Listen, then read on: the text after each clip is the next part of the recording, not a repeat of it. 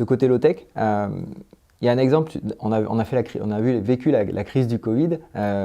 Tu expliquais justement le fait que dans ces cadres-là, finalement en situation un peu d'urgence, on a eu des solutions très low-tech, on ne s'en rend même pas forcément compte. Est-ce que tu peux du coup nous représenter un peu, ça illustre un petit peu ce côté sobriété, mais appliqué, on va dire, à une situation qu'on a tous vécue ces dernières années? Ouais, alors c'est un peu provoque parce que voilà, c'est juste, c'est un peu mon style, mais du coup, c'est un peu en réaction aussi à une publicité involontaire de Luc Ferry qui avait titré cet été non à l'écologie low-tech en disant, bah, dis donc, dans la médecine, si on faisait du low-tech, eh ben, on va tous mourir, il y aurait des dizaines de millions de morts et je sais pas quoi. Bon, évidemment, donc c'est pas forcément l'endroit où il faut faire du low-tech en premier. Et on apprécie tous d'avoir la radio numérique et je sais pas quoi quand on a un problème. Mais effectivement, je trouve que l'épisode Covid, de ce point de vue-là, est assez truculent parce que si vous vous souvenez, peut-être dans les 2 premiers mois, ouais, dans les 2 premiers mois, quand c'était encore surtout concentré sur la Chine, qu'on savait pas que ça allait arriver chez nous, ou même qu'on disait que ça allait pas arriver chez nous, il y a eu pas mal de reportages sur finalement l'arsenal technologique qui avait été déployé. Alors, il y avait des robots qui désinfectaient les rues, il y avait des drones qui interpellaient les passants qui n'avaient pas leur masque. On se demandait même si à un moment, comme dans Black Mirror, ils n'allaient pas venir prendre la température et repartir et puis je sais pas quoi. Donc il y avait quand même un peu cette espèce de surenchère technologique, assez stressante effectivement. Alors il y a même quelques mois plus tard, au mois de mai, dans le plus grand parc de Singapour, dont le nom m'échappe, il y avait le robot de Boston Dynamics qui a été testé. Bon, alors là vraiment, il y avait un côté tout à fait flippant à la Black Mirror, mais et bon voilà, donc c'était un peu, on va voir ce qu'on va voir. Alors le fait est qu'il y a eu effectivement une réponse high-tech tout à fait impressionnante, la vitesse à laquelle ont été développés les vaccins, en plus pour la première fois des vaccins à ARN messager, etc. Bon bref, évidemment l'hospitalisation et tout, donc faut pas négliger cet aspect-là. Bon.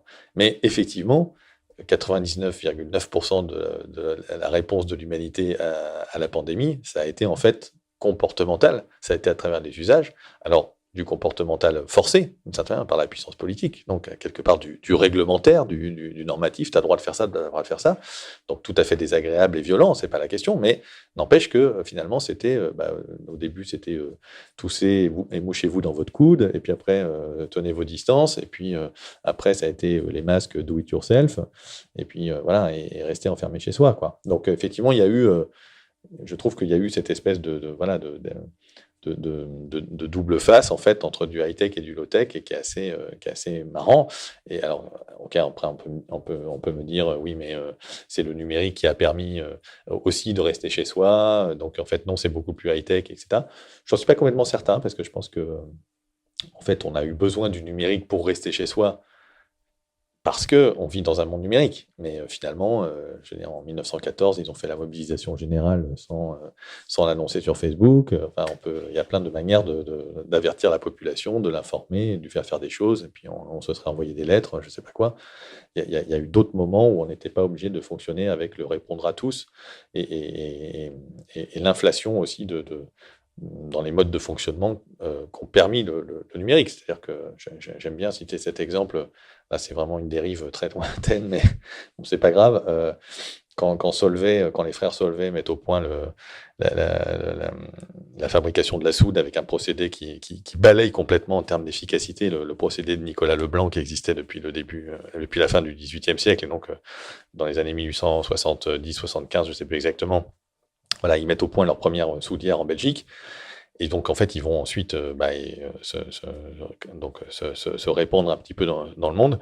Et 10 ans plus tard, littéralement, vous avez des soudières Solvay dans le monde entier. Alors qu'il fallait, à l'époque, je sais pas, 2 mois peut-être pour traverser l'Atlantique, quoi. Comment ils ont fait un truc pareil? La réponse, c'est qu'ils c'était organisé différemment. C'est-à-dire qu'en fait, il y avait un gars qui partait, à qui on faisait confiance, qui avait une lettre de change pour tirer de l'argent chez un banquier new-yorkais. Et puis c'était, vas-y, tu vas installer des soudières aux États-Unis, on s'enverra des lettres, quoi. Donc il y a un moment où enfin, faut aussi se rendre compte un peu que voilà, on est toujours enchâssé dans un système. Ce système aujourd'hui, c'est un consommateur très exigeant qui rend du coup, qui fait qu'en tant que producteur, on doit être aussi extrêmement réactif.